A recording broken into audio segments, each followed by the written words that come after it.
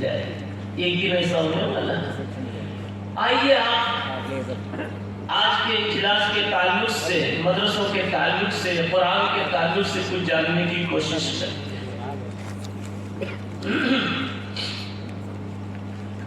سب سے پہلی بات یہ سمجھیں،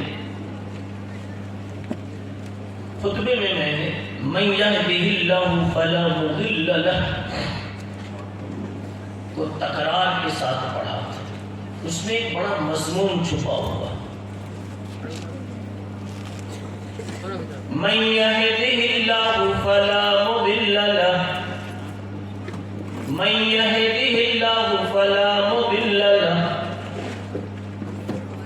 رسول اللہ صلی اللہ علیہ وسلم کا خطبہ، نو قول کے ایک ایک لفظ استعمال کیا گیا۔ آپ فرماتے ہیں من یہدہ اللہ فلا مضل لہ، اللہ نے جس کو ہدایت دے دی کوئی اب اس کو بے لائن نہیں کر سکتا۔ یہ تو ایک عام معنی ہے۔ نبی پاک صلی اللہ تعالی علیہ وسلم کی ذات سے جوڑ کر اس کا ترجمہ کرو تو ایک اور خوبصورت مفہوم نکلتا ہے۔ نبی پاک صلی اللہ تعالی علیہ وسلم پر کوئی دن بے ہدایت کا گزرا ہی نہیں، نبی پر کوئی دن بے ہدایت کا گزرا ہی نہیں۔ آپ تو پیدا ہوئے تو ہر قسم کے جسمانی، روحانی، اعتقادی، خیالی عیوب سے پاک صاف بنا کر آپ کو دھرتی پہ پیدا کیا گیا تھا۔ خلقت مبرئا من كل عیب کأنک قد خلقت کما تشاء۔ حضرت حسان بن ثابت رضی اللہ تعالیٰ عنہ نے فرمایا، پیغمبر آپ کو اللہ نے ایسا بنایا کہ ہر عیب سے پاک صاف ستھرا کر کے آپ کو پیش کیا، اور اس کی تعبیر اس طرح پیش کی کأنک قد خلقت کما تشاء، ایسا لگتا ہے کہ آپ کا جسم، آپ کے جسم کا ایک ایک عضو اس طرح سیٹ کیا گیا ہے کہ اللہ نے اپنی پسند بھی اس میں شامل کی ہے اور آپ کی پسند کو بھی اس میں شامل رکھا ہے، گویا پوچھ پوچھ کر کے بنایا ہے۔ محمد مصطفیٰ یہ آنکھ لگا دو، اچھی لگی آپ کو؟ یہ ہونٹ بنا دو اور ایسے بنا دو، یہ ہونٹ اچھے لگے آپ کو؟ ارے آپ نانا ہو، نواسے کو بازار میں مٹھائی دلانے جاتے ہو، کپڑے دلانے جاتے ہو، چپل دلانے جاتے ہو، تو آپ پوچھتے ہو بیٹا یہ تجھے اچھی لگی؟ بیٹا یہ مٹھائی اچھی لگی؟ یہ جوتے اچھے لگے؟ یہ پسند ہے تجھ کو؟ وہ کہہ دیتا ہے جی نانا یہ پسند ہے۔ پھر آپ اس کا انتخاب فرماتے ہیں۔ یہ اعلیٰ درجے کی پسندیدگی کا عنوان ہوتا ہے، یہ اعلیٰ درجے کی پسندیدگی کا عنوان ہوتا ہے اور اعلیٰ درجے کی محبت کا انداز ہوتا ہے۔ اللہ نے محمد مصطفیٰ صلی اللہ تعالی علیہ وسلم کی آنکھ مبارک لگائی۔ آنکھیں تو بہت تھی نا، ایک آنکھ یہ بھی ہے، ایک یہ بھی ہے، ایک یہ بھی ہے، ایک یہ بھی ہے، سب اللہ کے خزانے سے لگی ہے۔ اسی سر میں کوئی آنکھ جوڑ دی، اسی سر میں کوئی آنکھ جوڑ دی۔ ان ڈھیر ساری آنکھوں میں سے، پورے خزانے میں سے اللہ نے ایک آنکھ اٹھائی، ایک عقل اٹھائی، ایک ہونٹ اٹھائے اور پوچھا یہ لگا دو؟ پیغمبر نے سر ہلا دیا جی۔ یہ تعبیر پیش کی حضرت حسان نے کہ گویا اتنی خوبصورت تطبیق ہے، اتنی خوبصورت بناوٹ ہے کہ خود رب کائنات کا بھی وہی انتخاب ہے اور محبوب رب کائنات کا بھی وہی انتخاب ہے۔ اور جس طرح جسم کے سلسلے میں کہیں کوئی عیب نہیں ہے، نبی کی روحانیت میں بھی عیب تو کیا تھی، عیب کی ہوا کبھی پاس سے نہیں گزری، عیب کی کوئی ہوا بھی کبھی پاس سے نہیں گزری۔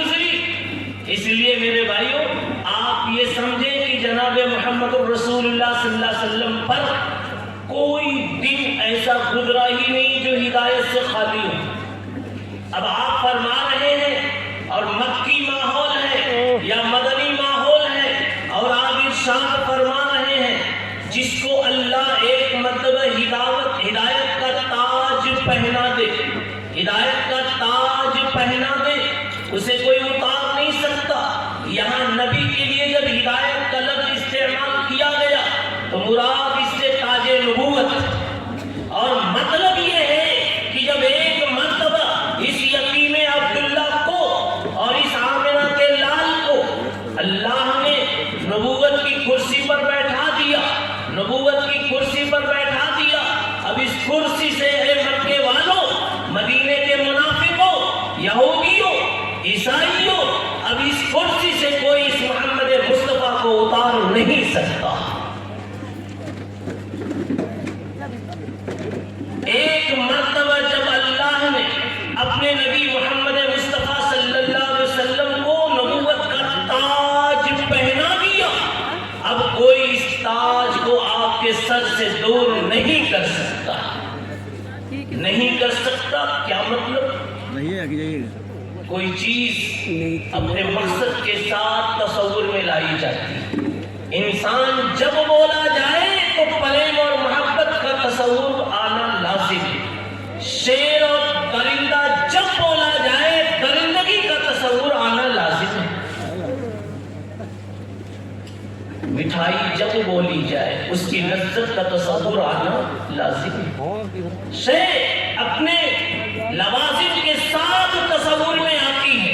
مطلب یہ کہنے کا ہے کہ محمد رسول اللہ صلی اللہ علیہ وسلم کا جب بھی تصور ہوگا، آپ کی رسالت اور نبوت کا جب بھی تصور ہوگا تو یہ تصور بھی ضرور ہوگا کہ یہ وہ رسالت ہے، یہ وہ نبوت ہے جو قیامت کی صبح تک چلنے والی ہے۔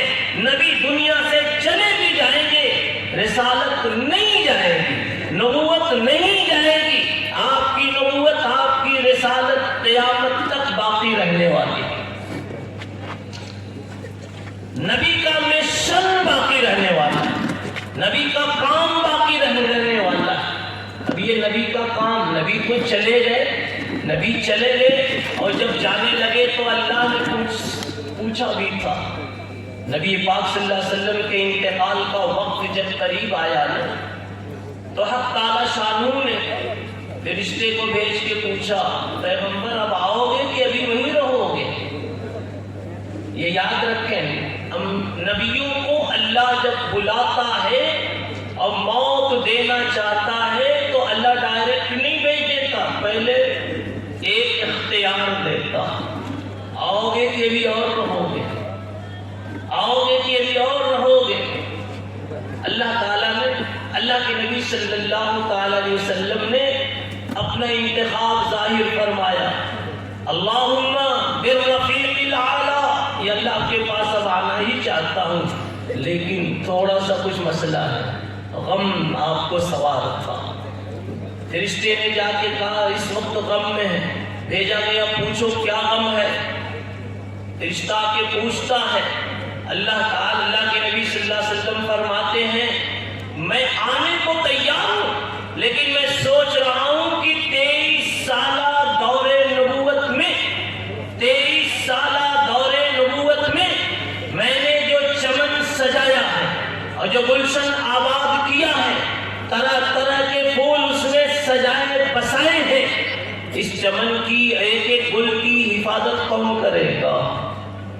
کہیں ایسا نہ ہو کہ روٹھ جاؤ، سوکھ جاؤ، کہیں کسی ظالم کا ہاتھ نہ بڑھ جائے۔ فرشتے نے جا کے اوپر کہا پیغمبر کو یہ غم ستا رہا ہے کہ میرے بعد میرے چمن کا کیا ہوگا، یعنی دوسرے لفظ میں کہو میں نے جو محنت کر کے جاہلیت کے شیطان صفت انسانوں کو حقیقی انسان بنایا تھا، درندہ صفت انسانوں کو واقعی انسان بنایا تھا اور ان میں انسانیت کے اوصاف پیدا کیے تھے، مروت محبت کی شکلیں رنگتیں ڈالی تھیں، بعد میرے چلے آنے کے پھر انسانیت کا کیا ہوگا، انسانیت کا کیا ہوگا، کہیں پھر یہ امت واپس ویسی ہی نہ ہو جائے، دین و شریعت کا کیا ہوگا۔ اللہ نے کہا رشتہ جا کہہ دے میرے مصطفیٰ سے، کہہ دو کہ امت کی، جا کے کہہ دو کہ گلشن کی ہر کلی کی، گلشن کی ہر کلی کی حفاظت کریں گے ہم۔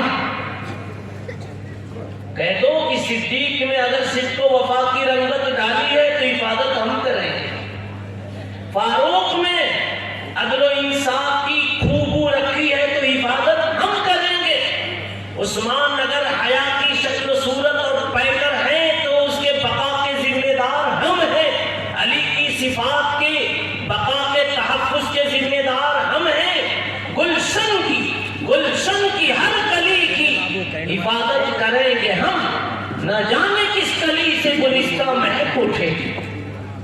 اس لیے آپ کی امت کبھی برباد نہیں ہوگی، کبھی برباد نہیں ہوگی۔ آپ تشریف لے آئے، اللہ کے نبی کا انتقال ہوا، اب آپ یہ جاننا ہے، یہیں سے بات آگے بڑھائیے۔ اللہ تعالیٰ کہتے ہیں ہم کریں گے، گلشن کی ہر کلی کی حفاظت ہم کریں گے، ہم کریں گے۔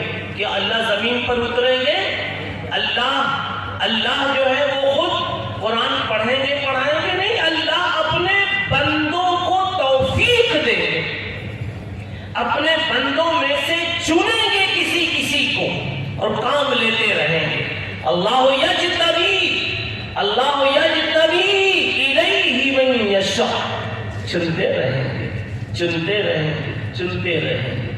بس اب یہاں آئیے، دیکھیے اللہ چنتے ہیں تو کس کو چنتے ہیں وہ جاننا۔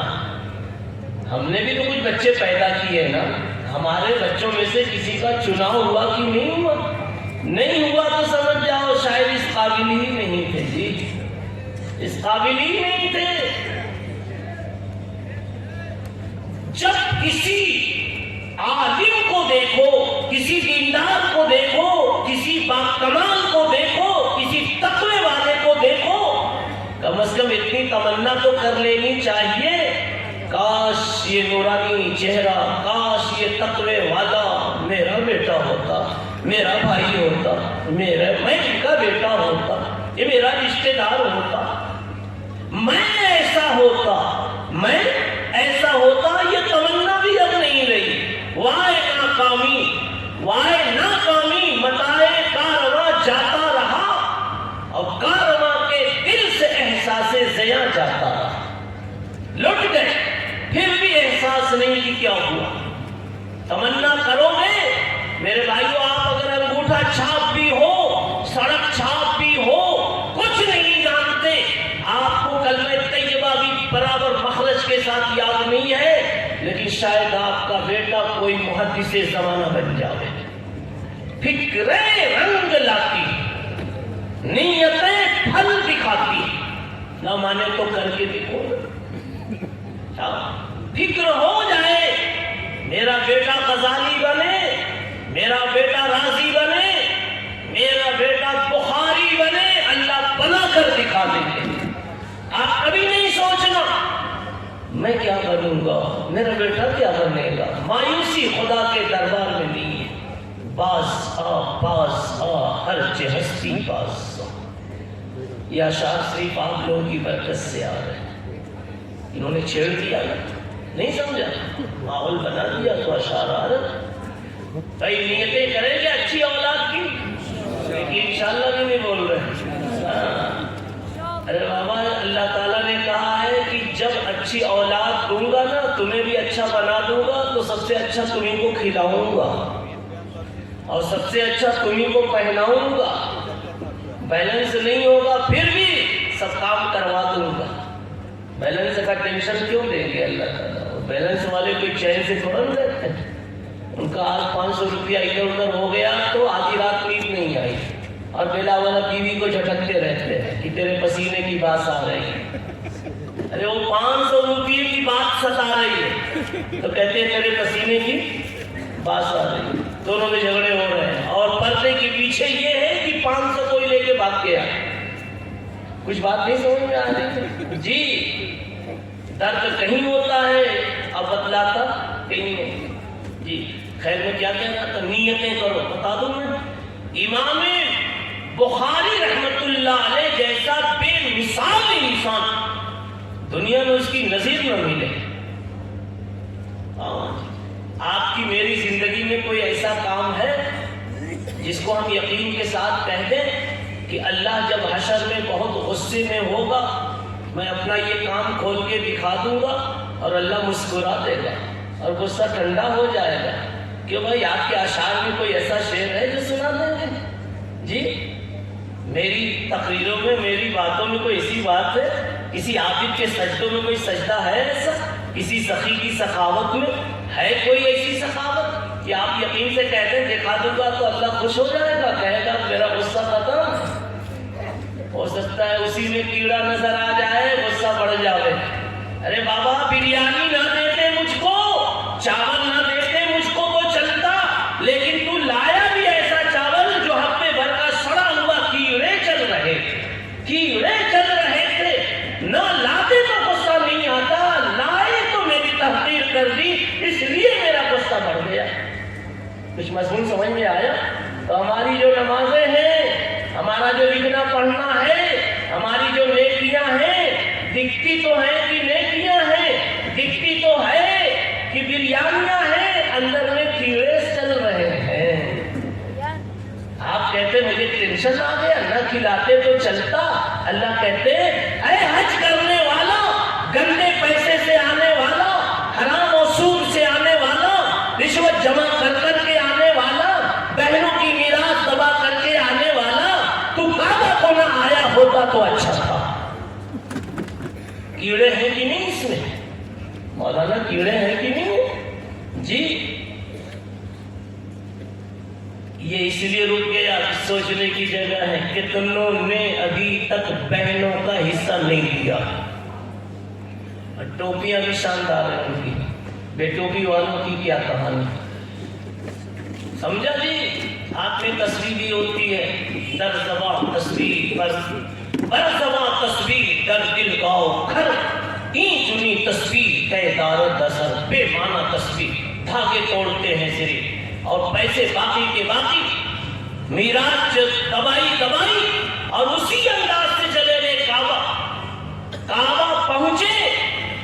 اگر کعبہ کو زبان دے دی جاتی تو یہ کعبہ کہتا تجھے آنے کی کیا ضرورت تھی، گھر پر تو نے 50 روپے کی چادر خریدی تو قانون بنا دیا تھا بغیر پاؤں صاف کیے میری چادر پہ نہیں آنا، اور میرا کعبہ کیا اتنا ناپاک تھا، میرا مطاف اتنا بے قیمت تھا، تیرے 50 روپے کی چادر کے برابر بھی میرا مطاف نہیں تھا، مطاف میرا نہیں تھا کہ اسی گندے پاؤں سے آ گئے جس میں رشوت کا خون دوڑ رہا ہے، جس میں سود کا خون دوڑ رہا ہے، جس میں جھوٹ کا خون دوڑ رہا ہے، جس میں چالاکیوں مکاریوں ملاوٹوں کا خون دوڑ رہا ہے۔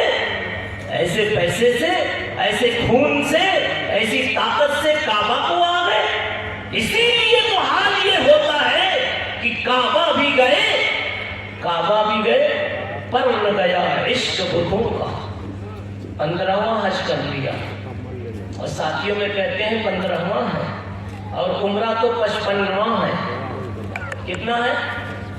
ہاں پیسہ دیا ہے اللہ نے، جب چیز میں آتا ہے جا کے عمرہ کر کے آ جاتے ہیں، کہتے ہیں 56واں ہے۔ شاعر نے بتا دیا، بلکہ اہل اللہ کہتے ہیں جی، اور اہل اللہ اہل دل کو کہتے ہیں۔ یہاں کوئی صاحب مکمل دل بیٹھے ہوئے، اس لیے آج دل کی زیادہ بات آ رہی ہے۔ کیا کہتے ہیں بولو، کیا کہتے ہیں اہل دل؟ کعبہ بھی گئے، یہی حال ہے۔ یہ سب اگر نہ سنایا جائے، صرف مرتب سبق پڑھایا جائے تو مجلس کا زیادہ لب لباب ہاتھ میں نہیں آئے گا۔ اگر ایک سورہ لے کر اسی کی تفسیر میں اقوال مفسرین کے سناؤں اور یہ کہوں وہ کہوں تو اس مجلس کا وہ حاصل نہیں ہے۔ یہاں تو یہ ہے کہ بدن میں جہاں جہاں زخم ہے جلدی جلدی مرہم رکھو، جہاں جہاں درد ہے وہاں وہاں گولی پہنچاؤ۔ اس لیے بات چھٹکتی ہوئی پھیلتی ہوئی آپ کے پاس پہنچ رہی ہے۔ یہ مرض ہے جی، لوگ بہنوں کا حصہ نہیں دیتے۔ اگر بہن کبھی کہہ دیتی ہے وہ ابا کی 4 دکانوں میں سے ایک طرح آدھی مجھے دے دو نا، بڑی غریبی ہے، تو اے سی میں رہتا ہے بھیا، اور میں تو پنکھا بھی میرے گھر پہ نہیں ہے، مچھر سے میرے بچے پریشان رہتے ہیں، آپ کا تیور چڑھ جاتا ہے۔ کیا بات ہے، تیور چڑھ جاتا ہے، اور شان آپ کی 2 بالا ہو سمجھتے ہیں آپ اپنے آپ کو کہ میں ہی شاید رب العالمین ہو گیا؟ کہتے ہو بہن رہنا ہے تو میراث کی بات نہیں کرنا، اگر بھائی چاہیے تو میراث نہیں، اور میراث چاہیے تو بھائی نہیں۔ ارے تم بھائی کا رشتہ توڑ دو گے؟ بھائی کا رشتہ وہ ہے جسے اللہ نے بنایا، اور اللہ کے بنائے ہوئے رشتے کو کاٹنے کے لیے کوئی تلوار کوئی چھری پیدا ہی نہیں ہوئی۔ ایک رشتہ تو آپ نے بنایا تھا مولانا، وہ تو فوراً ٹوٹ جاتا ہے، 1 2 3 میں تو ایسا ٹوٹ جاتا ہے کہ وہ بالکل فری ہو جاتی ہے، نہیں سمجھے کیا؟ ایک رشتہ آپ نے بنایا، کیا کہو میں نے قبول کیا، دیکھو سب قبول کر کے بیٹھے ہیں، وہ تو کسی کے بھی توڑنے سے ٹوٹ جاتا ہے۔ آپ غصے میں آتے ہیں، آئے تھے بازار سے بہت خوش خوش، تھوڑا نمک زیادہ ہو گیا، اب مہمان نے شکایت کر دی، یار تیری بیوی کو تو کھانا بھی بنانا نہیں آتا، کچن میں جا کے سب توڑ پاڑ کے رکھ دیا۔ ارے پلیٹ توڑے ہوتے تو چلتا، چمچہ توڑے ہوتے تو چلتا، کچن ہی توڑ دیتے تو چلتا، اس بیچاری کے رشتے کو کیوں توڑ دیا؟ یہ حال ہے ہمارا، ہمارا بنایا ہوا رشتہ تو ہم توڑ سکتے ہیں، یعنی توڑے تو ٹوٹ جائے، سکتے کا مطلب یہ ہے، لیکن اللہ کا بنایا ہوا رشتہ کوئی توڑ نہیں سکتا، کتنی بھی دوری پیدا ہو جائے۔